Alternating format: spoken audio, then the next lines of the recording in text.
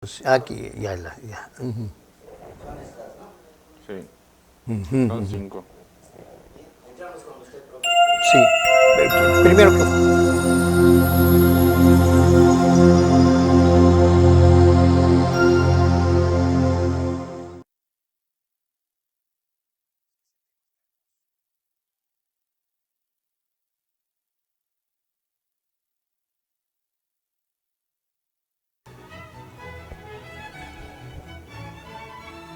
Ya. Bien, buenos días, buenas tardes, más bien, queridos amigos de Pulso Sur que nos siguen en este programa que es su tercera edición. Hoy tenemos de invitado a un amigo, a un quintanarroense, a un chetumaleño especial, el cronista de la ciudad de Chetumal. El cronista de la ciudad de Chetumal, quien es hijo de uno de los cronistas más importantes que ha tenido nuestro estado, el maestro Ignacio Herrera Muñoz, e hijo al mismo tiempo de la maestra Socorro Manzanilla Pérez, excelentes mentores en donde se veían, se participaba mucho con la sociedad, porque eran gente muy entrañable, muy querida, puesto que también el maestro Herrera Muñoz fue hijo de ese gran mentor histórico de nuestra tierra, precisamente, ¿cómo se llama? Ignacio Herrera López. Don Ignacio Herrera López, conocido en la época de los 60, cuando la famosa Escuela Primaria Federal Belisario Domínguez. Bien, voy a tratar de no interrumpir lo menos que pueda, tratar de interrumpir lo menos que pueda a nuestro invitado, porque tiene muchas cosas que decirnos. Fabián, bienvenido a nuestro programa. Y yo quisiera que tú les dijeras a nuestro auditorio de tus antecedentes, como cuando naciste aquí, etcétera, etcétera. Bueno, yo soy nativo de aquí. El 6 de enero de 1975 es mi cumpleaños. Mis padres, como usted bien refirió, fueron el profesor Ignacio Abiel Herrera Muñoz y mi Sí, madre Socorro Manzanilla Pérez. Pues crecí en un ambiente ahora sí, de educación, tomando en cuenta que mi abuelo, mis tíos por parte paterna, se dedicaron en su mayoría a la a pedagogía. la educación, a la pedagogía, claro. Sin embargo, yo me incliné, al igual que otros hermanos, a las leyes. Sí, Sin embargo, esto a mí desde muy pequeño, el trabajo de mi padre, yo lo admiré, como él aún sin ser cronista, se dedicaba a defender íconos citadinos, a mantener y preservar la cultura y la historia de la ciudad, sin ser cronista. Me tocó verlo, ser testigo de todo lo anterior. Y con el paso del tiempo, pues lógicamente la biblioteca personal que él tenía y que me dejó, y nos dejó a la familia, sí, pues yo me fui adentrando un poco ahí con las lecturas básicas para comprender las nociones del Estado, de la ciudad, etcétera, etcétera. Y claro, pues tuve la fortuna de que me las contara él en su mayoría, este, las más trascendentales, ¿no? claro. Ya él, cuando le dan el nombramiento de cronista en 1991, pues él deja una aportación, un legado ahí, que más adelante hablaremos de su legado, Perfecto. que es un legado para su terruño, que él tanto quiso y defendió y amó, Claro, por como un buen supuesto. quintanarroense de buena cepa. Definitivamente. ¿Cuándo toma posesión Fabián Herrera como cronista de nuestra ciudad capital? Bueno, ante el lamentable fallecimiento, la pasada administración tomó la decisión de emitir una convocatoria para elegir a un nuevo cronista. Un servidor fue propuesto por la ciudadanía, en especial por el grupo de chetumaleños de ayer, hoy y siempre. Ah, Se ya. recabaron firmas y participamos con junto con dos igual que querían ser cronistas. Un proceso de selección abierto, Sí. muy objetivo, y del cual un servidor resultó favorecido con la confianza del ayuntamiento para desempeñar el cargo de cronista a partir de abril de 2017. Sí. En ese tenor, lógicamente, la premisa fundamental que yo le expuse al ayuntamiento, o sea, cuál era realmente mi intención o mi afán por ser cronista, pues era más que nada darle continuidad, la debida continuidad a la labor que mi padre inició, puesto que no solo lo acompañé, sino fui testigo de cómo él desempeñó esa importante función como la cronista. Claro. ¿Cuál es el objetivo específico, Fabián, de un cronista de la ciudad? Bueno, es un fedatario histórico el cronista, y lo vemos de ese modo. Es un fedatario histórico, es el que da registro de todos los acontecimientos pasados, presentes, que forman parte de la historia debido a su importancia, ¿no? Sí. El cronista no solo se debe limitarse a narrar los hechos, ¿no? También igual a hacer ahí propuestas con base al pasado, a proponer, a ser un colaborador con las instituciones culturales correspondientes, a coadyuvar con la ciudadanía para preservar nuestra historia y nuestra identidad.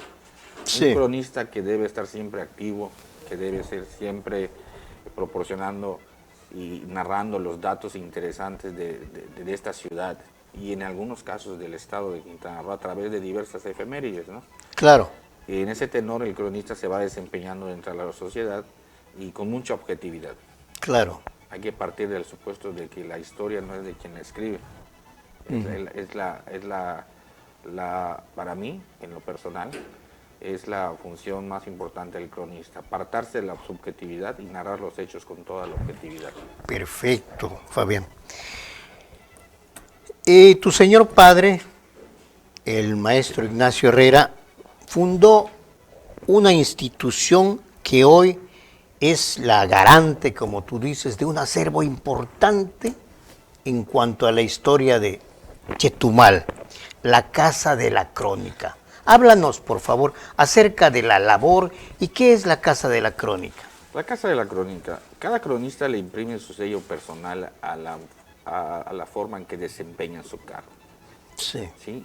En la forma en que cumple a cabalidad con las funciones que la ley determina. Porque tenemos una ley, la ley de los municipios, que rige nuestro actuar de cada cronista. En ese tenor se aproximaba el centenario de la ciudad.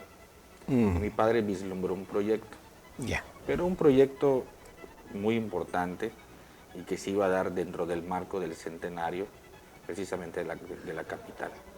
Y fue la apertura de la Casa de la Crónica. Sí. Fue en julio de 1998, cuando inició funciones en su primer local, que estaba ubicado en la esquina conformada por la Avenida Juárez y la Ignacio Zaragoza. Ahí empezó. ¿En qué consistía ese proyecto? Ese proyecto era encapsular la memoria gráfica, documental, de algunos hechos sobresalientes del territorio y sobre todo de la ciudad. Y también narrar la historia de la ciudad a través de fotografías que evoquen cómo fue evolucionando la ciudad hasta nuestros días, ¿no? Por supuesto. Podemos poner, por ejemplo, una imagen de las cuales tenemos exhibidas. ¿Qué puedes decirnos de este monumento? Este monumento acabo de publicar precisamente en redes cómo fue que surgió. Es el monumento al general Álvaro Obregón, que estaba frente a Palacio de Gobierno. ¿Dónde está el astabandera hoy día? Casi por ahí. Estaba situado en medio del monumento a la madre y al maestro. Este monumento es a Álvaro Obregón, pero ¿quién lo erigió? Bueno, lo erigió Margarito Ramírez, el controvertido gobernante. Hay que recordar que Margarito Ramírez fue el salvador de Le debía todo a Álvaro Obregón. Álvaro Obregón. Y cuando llega aquí de gobernador, pues inmediatamente empezó a honrar la memoria del general Álvaro Obregón. Pues le puso el nombre a la escuela, le erigió un monumento. La famosa primaria Álvaro Obregón. Donde actualmente está el Congreso. Exacto. A la avenida Álvaro Obregón, que antes se llamaba Efraín Aguilar, él fue el que le puso ese nombre. O sea, él fue un obregonista de hueso colorado, por así decir. Y es así como el nombre de Álvaro Obregón, pues aparece en la nomenclatura de calles, Ya. con monumentos y en escuelas públicas en la capital. Sí. Es muy importante esta fotografía. Ahí tenemos una foto preciosa. Claro, no, es el Fabián. Hotel Los Cocos, el Hotel Los Cocos. Esta foto es una postal de Mex Photocolor, una casa fotográfica. La anterior de la del Hotel Los Cocos, esa está bien. Esta foto nos dice muchas cosas. El vivero de cocoteros Andrés Quintana Roo, que estaba en esquina de la Avenida de los Héroes con Chapultepec. Sí. Y al fondo se puede apreciar el Hotel Los Cocos, inaugurado en 1940 durante el gobierno del general Rafael Emelgar. Ya. El original Hotel Los Cocos. Interesante. Aquel hotel hermoso, estilo Art Deco, que Sí. nos ofrecía, como estaba en el cerro, Sí. pues viéndolo de norte a sur, Ujú. aparentaba ser de un piso. Ajá. Pero viéndolo de sur a norte, Tenía 2 plantas. tenía 2 plantas. Así es, efectivamente. Se entraba por arriba. Se entraba por arriba. Exacto. Ah, ya. Y los huéspedes estaban incluso también abajo, El en la comedor, planta la baja. recepción. Ay, Tenía esa particularidad arquitectónica. El famoso Hotel Los Cocos, que en 1974 desaparece, sí. fue demolido lamentablemente, y borrando no solo parte de la historia de la modernidad de Chetumal, sino parte de la historia del turismo, porque fue construido junto con otro hotel que existe en Cozumel, que es el que alberga la Fundación de Parques y Museos, Ya. que tiene el escudo. Sí, claro. De haberse conservado el Hotel Los Cocos, pues serían los antecedentes más directos del turismo en Quintana Roo, que iniciaron con el gobierno general Rafael Emelgar, Ya. que estuvo a cargo del gobierno territorial de 1935 a 1940, después de la reintegración del territorio federal. Claro.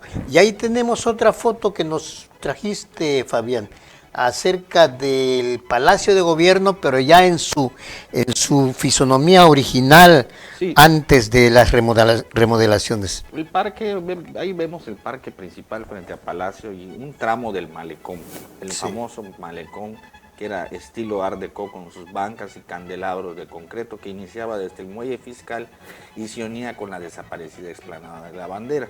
Sí. Esto fue antes de la remodelación de 1981. Un hermoso paseo en la ciudad, hay que reconocerlo. Sí, cómo Hasta no. antes de la llegada del general Rafael Emelgar, la ciudad era incipiente. Ajá. Las calles y avenidas tenían la nomenclatura como tal, pero no lo eran. Eran simples brechas y caminos de terracería. Y este malecón, surge con la intención de reafirmar y dotarle a la ciudad, porque hay que recordar que Chetumal fue un puerto. Sí. Fue un puerto y tenía la bahía de Chetumal una gran actividad marítima. Este malecón surge para reafirmar la identidad porteña de la capital, del territorio y de la ciudad en su momento, pero lamentablemente no se conservó. Pero afortunadamente en la Casa de la Crónica precisamente esa es la función. Tenemos fotografías de cómo era la ciudad antes, desde sus inicios como payobispo hasta cómo fue evolucionando, etcétera, etcétera, que nos permiten a algunos chetumaleños de ayer recordar y evocar antiguos recuerdos, y a las nuevas generaciones conocer cómo fue el desarrollo o el transitar de su ciudad. Claro. Y esa afluencia marítima, recuerda que fue básicamente con los pueblos de Belice. Sí, indiscutiblemente. Sí. Indiscutiblemente. Cuéntanos algo sobre ese Es muy momento importante, histórico. ¿no? Porque desde que cuando don Otón Pompeyo Blanco fondió en la Bocana del Río Hondo el 22 de enero de 1898, pues él, aparte de persuadir a los pocos mayas que estaban insurrectos debido a la guerra social maya que inició en julio de 1947, Claro. él también se tomó la molestia de convencer a nuestros compatriotas que estaban exiliados en el lado inglés. Y es así como empieza ese retorno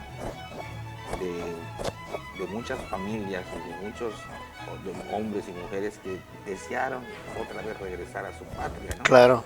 Porque las condiciones en el lado inglés eran diferentes. Y en el lado mexicano, pues lógicamente, las condiciones que les ofreció se cumplieron, pero eran totalmente diferentes.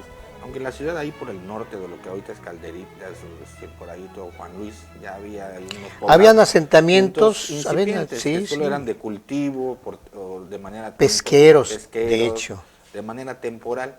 Pero fue el comandante Blanco quien decidió no solo quedarse en el pontón Chetumal, y no Claro. fue el que vislumbró y tuvo la encomiable decisión de fundar una nueva ciudad mexicana a la orilla de la bahía. Claro. Y una ciudad fronteriza, lógicamente aislada, no había carreteras. Sí, claro. La aviación llegó hasta la década de los 30, entonces prácticamente el flujo no solo comercial, sino cultural se dio con el lado inglés, Claro. hoy país de Belice. Pero, Muchos acá en Chetumal y en Quintana Roo deben por ahí dispersos, sí, tenemos lazos sanguíneos sí. con el lado, cuando tenemos familiares. Sí, También, cómo no, en sí. el lado inglés hubo un sincretismo cultural muy importante Sí, que, total. que rápidamente se reflejó en la ciudad. Como con las construcciones de madera estilo anglo-caribeño, Sí, hermosas construcciones, todo, nada escapó a la arquitectura de madera. Los edificios públicos, las escuelas, Sí. las casas habitación, etcétera, etcétera. Sí. Una ciudad muy pintoresca, por así decirlo. sí. De hecho, habría que reafirmar lo que comentas de Calderitas. Según las crónicas, Calderitas, cuando la llegada de Otompe Blanco ya existía. Como tú dices, muy, muy endeble, muy, muy inicial, pero había gente, estaba poblada la pequeña comunidad de Calderitas. Sí, hay que tomar en cuenta que muchos habitantes descendientes de mexicanos que estaban cerca del lado de la bahía, pero del otro lado, cruzaban y tenían acceso, pues era una tierra de nadie. Así Y es. la tierra de nadie, la cultivaban, aprovechaban las bondades que natura les daba temporalmente y luego regresaban según una temporada, etcétera, etcétera. Sí había gente cuando llegó Don Otompe, claro, pero era una gente que no era una población fija. Ya Sí. después ellos se unieron, ya al ver que las garantías que Don Otompe Pello Blanco ofreció y que se cumplieron a cabalidad, una de las principales fue la tierra. Sí, El adquirir una tierra, pero que va a ser para ellos, no como en el lado inglés que la tenían, pero nunca iba a ser de ellos. claro. Ese fue uno de los grandes detonantes, pero sobre todo había y siempre existió desde que estalló la guerra social maya, de todos los exiliados, siempre existió en ellos el ánimo y el deseo de regresar a su patria. Claro, por supuesto. Y esto que comentas del sincretismo de la ciudad, de la inicial ciudad de Payo Obispo, Payo Obispo, es correcto. lo palpamos incluso en nuestras costumbres, en nuestras tradiciones y básicamente en nuestra música. Claro. Esa influencia musical que parte desde todas las partes de las islas del Caribe, especialmente de Jamaica, y que a través de Jamaica entra a Belice y de Belice entra aquí a Payo Obispo. Claro. Payo Obispo. Claro. Y hay una canción, perdón, yo quisiera que escuchemos una de las canciones más emblemáticas, uno de los temas más emblemáticos de la música nuestra, Fabián. Podemos fondear, señor productor, con el tema, porque quiero que me platiques de ello. ¿Tienes información de ello? El tema principal. El tema principal. Es un calipso. El famoso tema de Muchacha de piel morena. Brown Skin Girl. De Belafonte. ¿Sí? Harry Belafonte, Claro, exactamente. unos calipsos primigenios. Sí, háblanos de eso. Uno de los calipsos primigenios que llegaban que se dispersaban por todo el Caribe. Y hay que recordar que la Payo Obispo estaba situada en el Caribe, a pesar de no estarlo así exactamente en el Mar Caribe. Claro. Pero estaba en lo que es la cuenca del Caribe, pero de ese Caribe cultural, Sí. de ese Caribe gastronómico. Totalmente. De ese Caribe donde cada día se fue amalgamando una propia identidad caribeña. Sí. Y una de esas fue la música que llegaba. Había que acoplarla acá en cierta manera para que se volviera pues local, ¿no? Sí. Y se pudiera bailar en los barrios del Julubal. Eso, o en los sábados socialistas que se realizaban en la explanada de la Bandera y el Parque Hidalgo. Es el caso de esta canción, ¿no? Que es un calipso primigenio que se llama Brown Skin Girl, Muchacha de piel morena. Así es. Es de Harry Belafonte. Sí. Y ahí es ahí donde vemos qué tanta influencia o qué sincretismo cultural llegó a formarse en aquellos años Claro. entre el Caribe y los primeros habitantes de esta población, que con el tiempo se iría consolidando más este famoso sincretismo. De hecho, es uno de los primeros temas que llegan, se incorporan y se vuelven muy populares en nuestra gente primigenia. Recuerda que cuando el gobernador, precisamente uno de los gobernadores más importantes que hemos tenido, Rafael Melgar, ¿Quién compuso la jarana Quintana Roo? eso, empiezan a definirse los rasgos del folclore Sí, hay que de recordar. nuestra tierra. Sí, porque hay que recordar que Quintana Roo y Payo Obispo surgen de la nada. Sí, claro, claro. Surgen y de la nada y sin nada. Sí, Es decir, había que empezar de cero y había que empezar a crear símbolos identitarios. sí, claro. Primero fue el escudo, luego la música, el traje representativo. Y pocos gobernantes, a pesar de tener una veintena de gobernantes hasta antes de la desaparición de Quintana Roo en 1931, se tomaron la molestia o el detenimiento para crear eso que a la postre se convertiría en nuestra identidad. Claro. Y uno de ellos fue el gobernador Rafael Melgar. Sí, Con él la banda de música se reagrupa y se crea ya como una institución musical sí, por excelencia. sí. El traje representativo y una de las heráldicas del Estado, Ujú. que hoy sí vemos el escudo que fue diseñado por Helio Carmichael, Sí. no se aparta mucho Sí. del que en su momento creó Rafael Melgar y que se encuentra ahí en los frisos del Hospital Morelos, ¿no? Claro, claro. Pero sí, es muy importante el tema identitario, sobre todo entre nosotros, que somos una ciudad joven, pero tenemos nuestra historia. Claro. Y nuestra historia es tan rica, tan bonita y tan eleccionadora como la de otras ciudades del país. Claro. La lozanía de nuestra ciudad no nos impide contar con una vasta historia.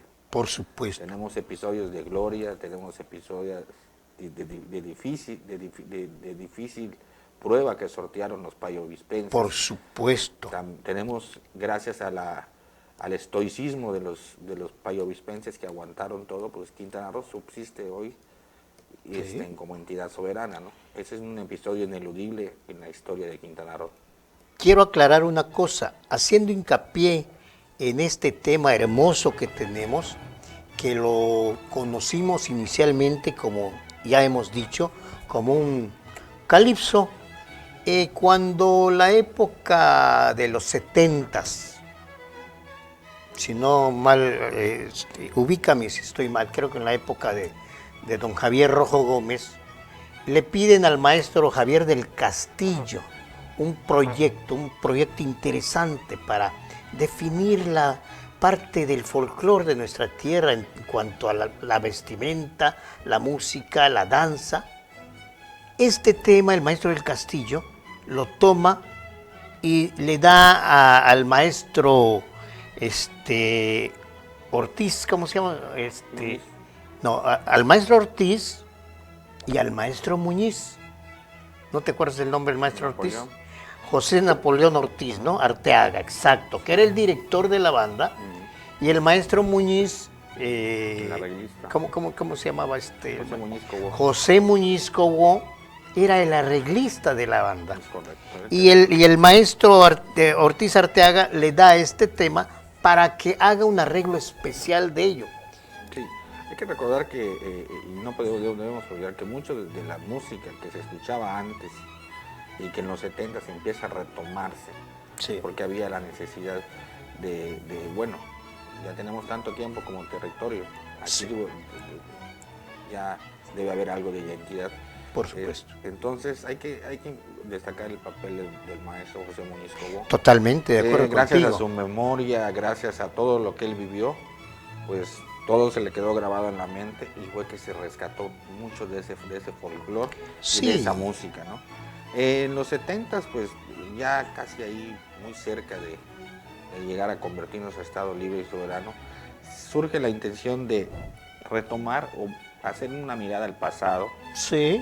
de todo lo que fue creado durante el gobierno de Rafael Melgar y los gobernadores posteriores a él, Sí. que en cultura e identidad solo sobresalen Rafael Melgar y Aarón Merino Fernández. ¿Cómo no? Claro. Aarón Merino Fernández, precisamente se van a cumplir 60 años de que se estrenó el segundo traje representativo de Quintana Roo, que es la chetumaleña prehispánica, diseñado por Ramón Valdiosera. Sí.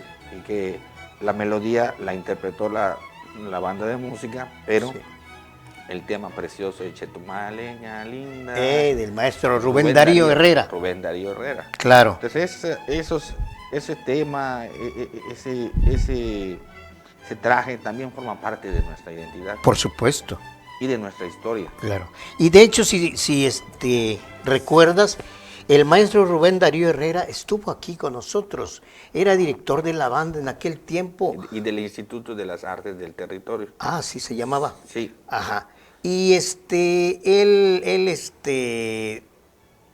trabajaba, ubícame si estoy mal, en la Escuela Belisario Domínguez, nos apoyaba con la banda para los eventos musicales, para las famosas veladas. ¿Recuerdas aquellas famosas veladas? Fueron gobernadores, reitero, Rafael Melgar y Aarón Merino Fernández. Aarón Merino Fernández fue gobernador de 1959 a 1964.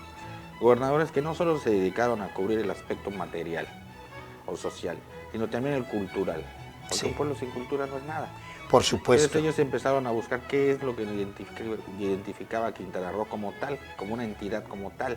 Sí. Y fue así como fueron surgiendo la música, el propio folclore quintanarroense, la vestimenta y diferentes usos y costumbres quintanarroenses. Claro. A nivel región pertenecemos a la península de Yucatán, sí, pero así como el estado de Campeche tiene su propia gastronomía, su propio traje y sus propias danzas, pues igual Quintana Roo tiene lo propio.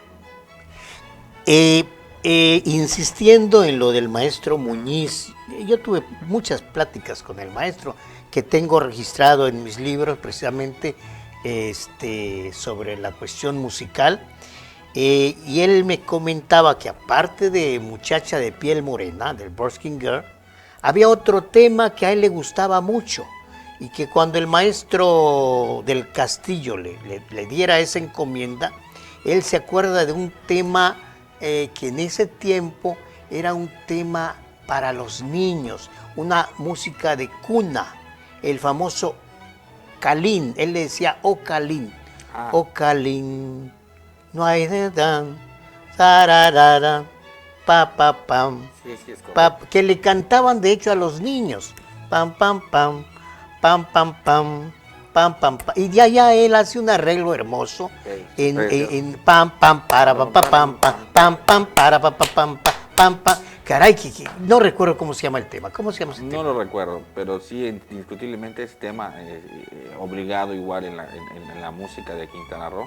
Claro. Es otro tipo de ritmo caribeño. Sí, efectivamente.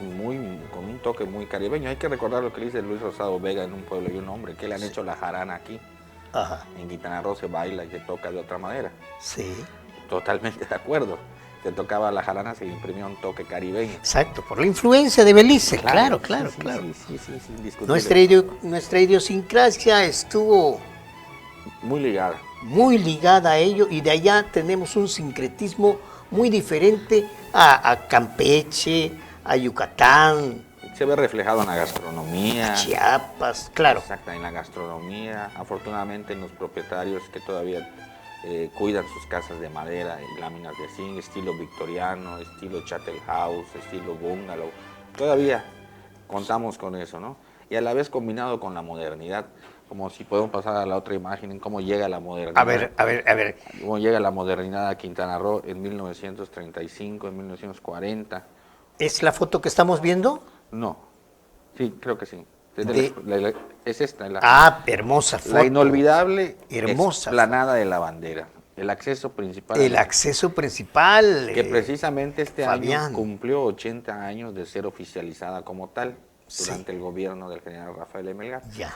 Aunque ya no existe, pero aún la gente le sigue llamando explanada de la bandera a aquella silueta que todavía se dibuja.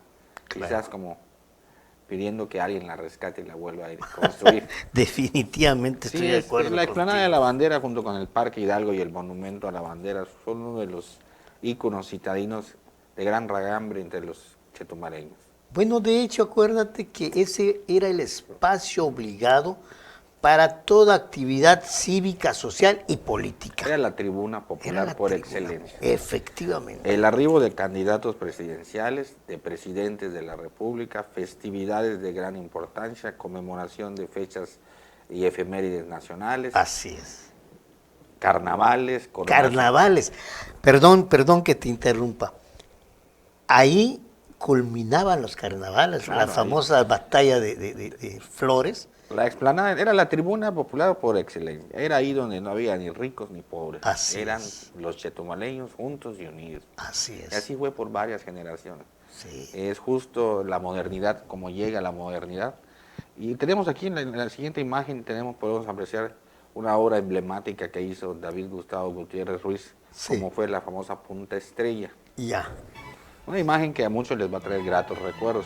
por supuesto. De Punta Estrella, pues estaba situada al lado de la escuela Álvaro Obregón Sí. y la dividía era una parte del malecón Ajá. para tener acceso a la palapa y los juegos con Ya. acceso a la playa. Sí. Un espacio muy recordado entre los capitalinos porque era pues digamos el centro de entretenimiento, De de diversión. diversión.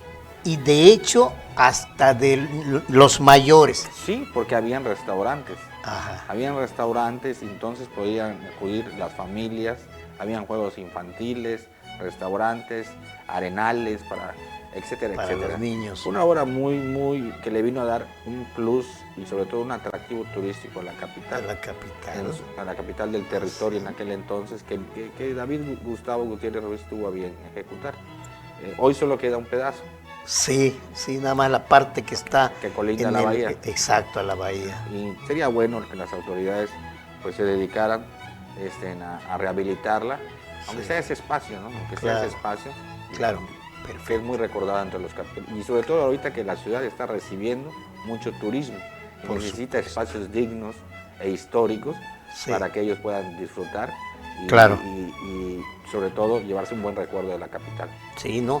De hecho, recuerda, Fabián, en ese lugar, aparte de espacio como esparcimiento para todos, hacían presentaciones de artistas nacionales. Cuando llegaba Pesime, Ajá. había una palapa, la palapa principal. Ajá. Ahí incluso hasta presidentes de la República, ahí se les daba a veces una cena o una comida. Ah, ya. Sí. Interesante. Fue un espacio de entretenimiento de nivel en la Sí. ciudad. Fabián, hemos platicado cuestiones interesantes para nuestro público, para nuestros chetumaleños, tanto originarios como adoptivos, para que honremos, para que querramos más día a día este pedazo de tierra. Y tú con tu labor, con tu trabajo, lo estás contribuyendo. ¿Cuáles son los proyectos en puerta del cronista de la Casa de la Crónica? Bueno, seguir y darle continuidad a la labor que mi papá en su momento dejó allá sentado. Ya hemos renovado las exposiciones, contamos con exposiciones que inician desde la fundación de la ciudad, Payo Obispo en sus inicios, la desmembración del territorio, Sí, de Payo Obispo a Ciudad Chetumal, el huracán Janet, sí, el resurgimiento de la ciudad, sí, el huracán Carmen. Tenemos exposiciones de la historia contemporánea de Quintana Roo, como fue el escudo, sí, el himno. claro, Ahí está claro, la foto de claro. usted. Sí, Ahí gracias. está la foto exhibida de usted y de toda una cronología de cómo se fueron dando esos acontecimientos, tanto de la historia antigua y contemporánea, Con la contemporánea, que ha registrado ya. la ciudad. Porque hay que recordar que la mayoría de los acontecimientos relevantes en la historia quintanarroense pues se registraron en la memoria histórica de la capital. Por supuesto. Y en ese tenor tenemos que trabajar. Perfecto, Fabián. Para informar al público, esta versión que estamos escuchando de Broad Skin Girl, muchacha de piel morena, que hoy ya nuestro querido amigo que ya se fue de este espacio, el maestro José Muñiz Cobó, la bautizara como Chicleros, ¿no? Es correcto. para definir parte del folclore musical de nuestra tierra. Es una versión que está basada en los arreglos de la banda de música del gobierno del estado y es interpretada por la Orquesta Sinfónica Nacional de Cuba mediante un arreglo sinfónico especial que se hiciera para un disco especial de Quintana Roo.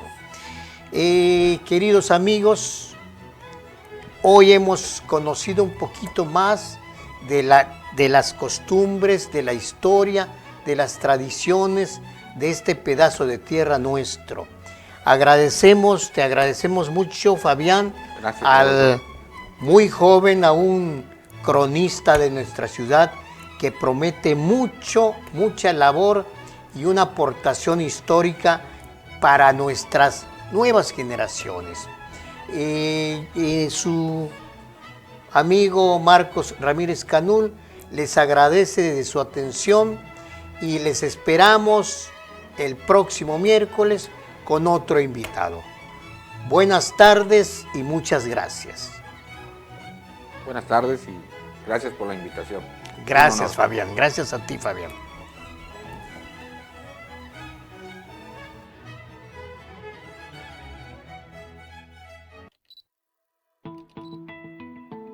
Esta es una producción de Covadonga Medios para Pulso Sur.